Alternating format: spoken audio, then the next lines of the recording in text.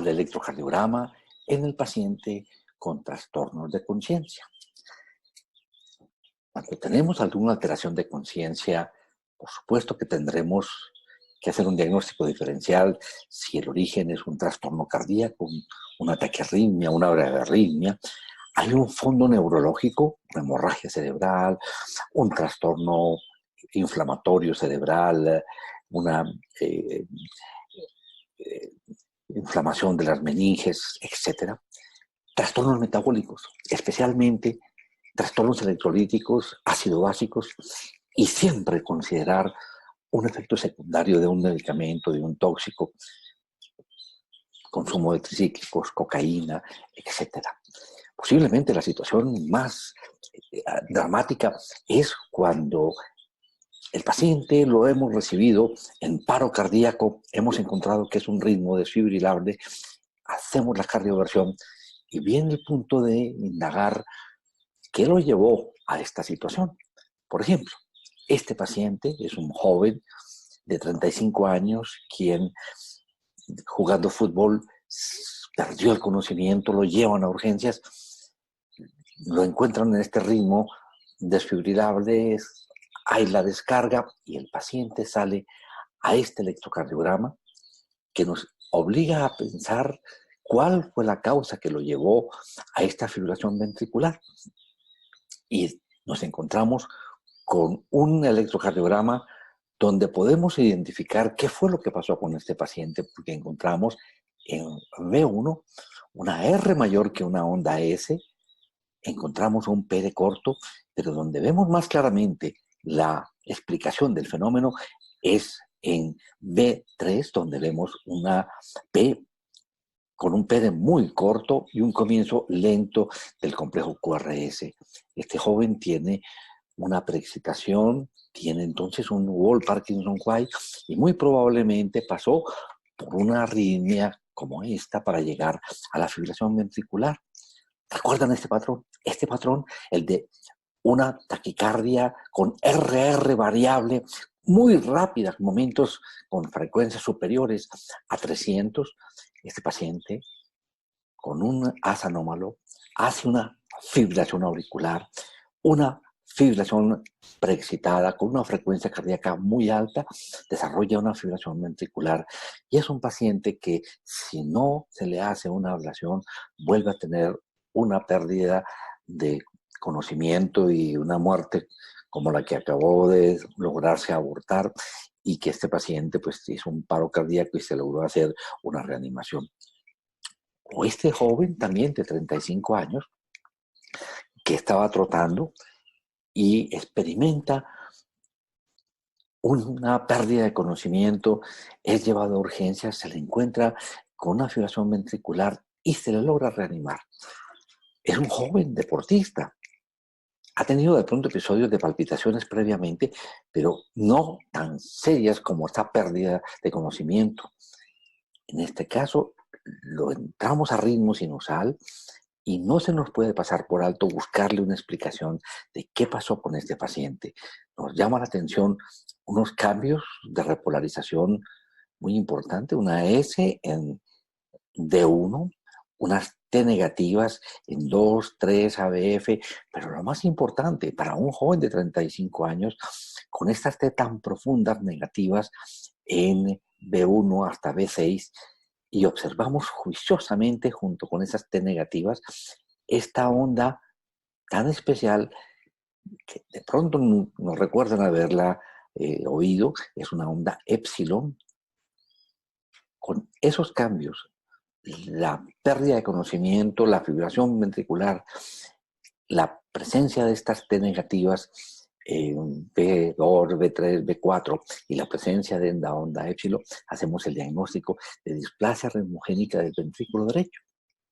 Que muy posiblemente este muchacho hizo una taquicardia ventricular muy rápida, imagen de bloqueo de la rama izquierda del haz de His. Vean ustedes que todo predomina lo negativo. Ahí está muesca en la rama descendente de la S en V1, que nos permite decir que estamos frente a una taquicardia ventricular originada en el tracto de salida del ventrículo derecho. Entonces, este muchacho hay que remitirlo posiblemente para que se le coloque un cardiofilador implantable. Y este caso también de un muchacho joven de 18 años con episodios sincopales que en el momento estaba en el colegio, hace una pérdida de conocimiento, se lleva a urgencias, está en fibrilación ventricular, se hace la descarga y al momento de salir ese chico aparece con esta morfología en la cual se alcanza a ver este segmento ST elevado como si fuera un bloqueo de rama derecha, pero a diferencia del bloqueo de rama derecha, con una forma muy lenta de recuperarse, dando origen a lo que se ha denominado la aleta de tiburón propia del síndrome de Brugada. Es un chico muy probablemente, hay que averiguar medicamentos, historia familiar, etcétera, pero muy probablemente tiene un trastorno de canales de sodio congénito y va a requerir muy probablemente un cardiofibrilador implantable. O la sorpresa que nos llevamos después de descargar a una persona que llega a urgencias inconsciente, nos cuenta la familia que estuvo con un dolor de pecho terrible, se cayó al suelo, lo recogieron y en 5 minutos estaba en urgencias. Alcanzamos a monitorizar en ese momento qué está pasando con el equipo de emergencia y nos encontramos que tiene una fibrilación ventricular. Se descarga y sale a este electrocardiograma donde hacemos el diagnóstico de que está con una taquicardia sinusal después del episodio y definitivamente hay una elevación del segmento ST ya con ondas Q. Es un paciente que está cursando con un infarto anteroseptal extenso como causa de esta pérdida del conocimiento y de esta arritmia finalmente. Bien, no podemos olvidar, siempre que ustedes tengan una persona que llega con pérdida de conocimiento, por favor, tomen un electrocardiograma. Miren la sorpresa. Es una señora de 45 años, después de quejarse de una cefalea severa, pierde el conocimiento y es llevado a urgencias. Juiciosamente el colega lo examina, encuentra signos de irritación meningea, la parte neurológica la evalúa juiciosamente, pero al tomar un electrocardiograma se encuentra estos cambios importantísimos del segmento ST y sobre todo estas T profundísimas. Cuando ustedes ven unas T tan profundas como estas, una de ellas es una hemorragia cerebral.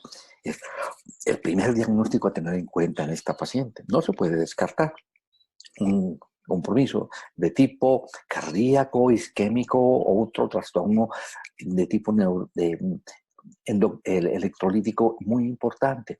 Pero con esta historia clínica es de un paciente que debe tener una hemorragia cerebral y hay unos nexos entre cerebro y corazón sorprendentes mediados por el sistema autónomo. Tanto es así de que algunas veces, y eso no lo podemos olvidar, el paciente que llegue con problemas de conciencia, al tomar un electrocardiograma, encontrar, como en este artículo del New England Journal, donde ese paciente se manifiesta en el electrocardiograma como si estuviera haciendo un infarto agudo de miocardio que nos remeda completamente el infarto de miocardio por el influjo que hay entre cerebro y corazón. De manera que situaciones de pérdida de conocimiento, ayúdense con un electrocardiograma. Vean este caso, que también van a encontrar allí una explicación desde el punto de vista cardiológico, desde el punto de vista del apoyo que nos da el electrocardiograma. La historia de un hombre de 60 años, lo encuentran en la calle inconsciente, lo ven en muy malas condiciones, deshidratado, respirando difícil, llega a urgencias y juiciosamente dentro de los exámenes, mientras se le va examinando a este paciente, se le coge una vena, se le toma un electrocardiograma y empezamos a ver detalles que nos llaman profundamente la atención. Aquí tenemos las 12 derivaciones y vamos a mirar juiciosamente esas derivaciones y nos llama la atención que encontramos complejos QRS supremamente anchos. Vean ustedes casi de 200 milisegundos. No somos capaces de determinar onda P por ningún lado. Y cuando miramos las derivaciones precordiales, nos encontramos con estas ondas T que son de una base muy estrecha y supremamente altas, que nos hacen sospechar ese QRS ancho, esas T tan altas en tienda de campaña, que ese caballero tiene una hipercalemia severa, bien sea por la deshidratación que tiene, bien sea porque es un paciente con falla renal y está haciendo ahorita hipercalemia, o es un paciente en falla cardíaca que está recibiendo medicamentos, entre ellos espironolactona, inhibidores de canales, inhibidores de ECA, todos retenedores de potasio que pueden llevarlo a una hipercalemia muy importante. Cada vez es más frecuente que tengamos pacientes con sustancias que retienen potasio que pueden llevar al paciente a hipercalemia. Por eso es tan importante reconocer los cambios que puede dar una hipercalemia. Estas T tan elevadas, definitivamente siempre hay que considerar en estos pacientes la parte de hipercalemia. La primera manifestación puede ser solamente esto, unas T que usualmente tienen un punto J bajito, no como la variante normal de una persona joven que tiene una T alta, como lo vemos a veces en la variante de repoblación temprana. Vean cómo parte del punto basal bajito, la T alta de ramas de base estrecha, cómo va avanzando la hipercalemia, el PD se va alargando, desaparece la onda P, el QRS se vuelve ancho y puede dar todas estas manifestaciones dependiendo de la severidad. Si nos encontramos un potasio relativamente bajo, eleva la onda T, se va ampliando el complejo QRS, pierde la onda P, la T se hace tremendamente elevada y ya aparece lo que se denomina un QRS de tipo sinusoidal cuando el potasio está tremendamente elevado. Sinusoidal habla siempre de una hipercalemia muy, muy, muy severa. Aquí en este cuadro lo encuentran muy bien determinado qué ocurre con los cambios que se presentan en hipercalemia. Cuando es una hipercalemia leve, la T, alta, de base estrecha, un poco más alto, empieza a alargarse el PR, el QRS empieza a ampliarse, la T sigue elevada, desaparece la onda P, aparece una mayor ampliación del complejo QRS, un complejo QRS amplísimo, una T alta y finalmente ya empieza a tener esa morfología sinusoidal. Recordemos, vean ustedes nuestro electrocardiograma, el paciente que nos llega inconsciente, ese QRS anchísimo, sin onda P y esas ondas T picudas, y miren cómo está el punto J isoeléctrico, no está elevado, que es una de las características que tiene este paciente con hipercalemia. ¿De acuerdo? Por supuesto, aquí viene una situación de pérdida de conciencia por momentos en un paciente que viene recibiendo antibióticos y antihistamínicos, produce un QT muy prolongado y desarrolla periodos en los cuales pierde el conocimiento por la rapidez con la que se presenta esta arritmia.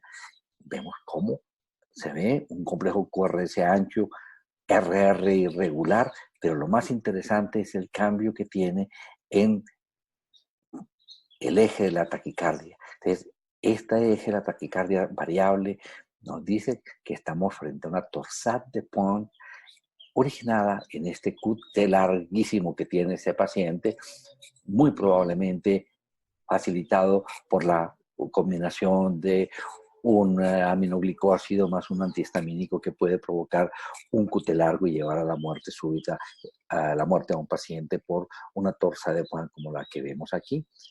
Un ejemplo muy claro de cómo es la modificación del eje de la taquicardia en una torsade de Pointes, que se va a manejar con magnesio fundamentalmente. Nunca olvidar en una persona que ha tenido episodios sincopales, preguntar historia familiar, otros episodios, y en el electrocardiograma, cosa que no lo hacíamos antes, buscar el QT. Si encontramos un QT como el que vemos aquí, muy corto, menor de 320 milisegundos del corregido, tenemos que considerar como causa de arritmias fatales un QT corto igualmente. También lo puede dar una situación hereditaria o una hipercalcemia en un paciente que tiene un hiperparatiroidismo, por ejemplo, primario o secundario, que puede llevar también a arritmias fatales, ¿ya? Les quiero recordar rápidamente los hallazgos que vamos a encontrar en algunas intoxicaciones. Esta es una jovencita de 20 años. Estando en el colegio, sufre pérdida del conocimiento y empieza episodios convulsivos y es trasladada a un centro hospitalario. Juiciosamente, al momento de examinarla, se la encuentra muy taquicárdica. Y entonces, esta muchachita tiene un electrocardiograma que nos permite hacer el diagnóstico de qué está pasando con ella. Ustedes ven dos detalles que son muy importantes cuando uno ve un electrocardiograma de una joven que está inconsciente y le encontramos este patrón en D1, en ABR y en B1. Cuando vemos esta QRS que está ancho, R terminal, S profunda en D1, esta elevación del segmento ST parecido a Brugada en B1, hacemos el diagnóstico de una intoxicación por una sustancia que modifica los canales de sodio y entre ellos tricíclicos o cocaína. Vean este paciente después de aplicarle sodio, cómo cambia totalmente la morfología. Es una persona que la S que veíamos tan evidente ya no está presente. La R terminal de ABR desapareció y en B1 el segmento ST está otra vez isoeléctrico. Recordemos esos detalles. QRS que se amplía, casi siempre hay ritmo sinusal todavía, está la P metida en la T porque usualmente hay una taquicardia como la que estamos observando en este caso. S profunda, S, QRS ancho, S profunda, R terminal en ABR, R terminal de más de 3 milímetros en ABR, y en B1 vemos esa elevación del punto J como si fuese un Brugada por pura alteración de los canales de sodio y cómo al recibir el tratamiento desaparece esa elevación del segmento CT en B1, desaparece la R terminal de ABR y ese paciente, cuando se exploró, había ingerido 48 tabletas de amitriptilina y antes de irse para el colegio, 2 horas ya en el colegio estando, pierde el conocimiento.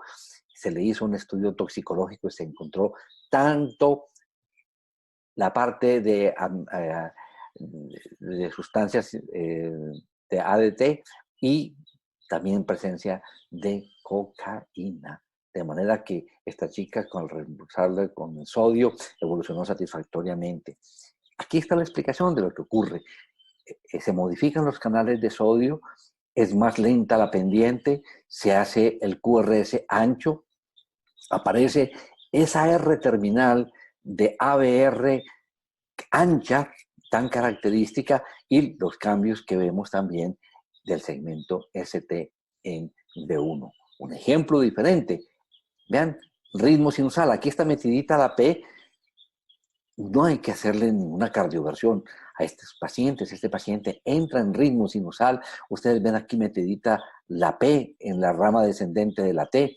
S profundas en D1, R alta en ABR, cambios del segmento ST en B1. Bien ilustrado. Otro caso, S profunda en D1, R alta en ABR, cambios del ST en B1, y al dársele tratamiento, cómo desaparece esa onda ancha de D1, cómo desaparece la R terminal de ABR y cómo desaparecen los cambios de B1.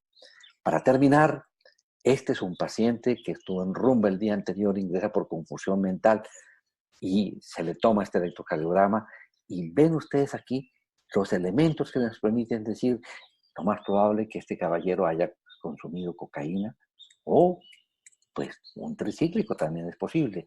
No están los cambios tan abruptos como los que vimos en los casos anteriores, pero miren, ese paciente tiene una S en D1, una R en ABR, pero lo que más llama la atención es este patrón de Brugada.